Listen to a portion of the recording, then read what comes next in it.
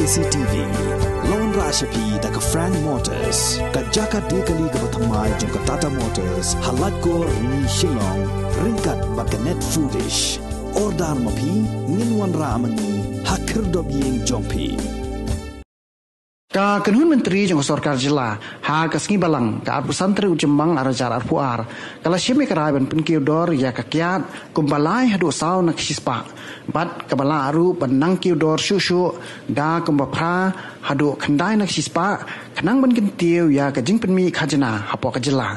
u Myntri rangba ka jila u kon kongkal sangma ha kajing keren bagila pathai kubor hadien belawai kajing lang ka Kynhun Myntri ula ong bagani kajing Pynkiew dor balak milenti ban sa pentri kamno akini kindiat sngi kiban sawan kan long ya baro kijat kiat.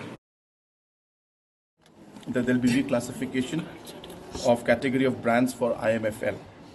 So amendments to ad valorem, amendment to the MVAT on liquor, amendment to rules 4410 of the Meghalaya Bonded Warehouse rules, etc. So basically the point is that in the past few months we have seen that the rates have been changed in other states, especially neighboring states. So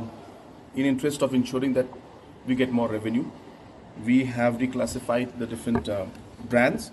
and also increased the price on some of them. It's a long list, but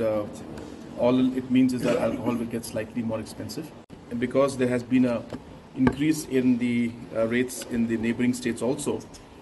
we will also end up earning approximately 25+ crores additional revenue through this decision that we've taken today.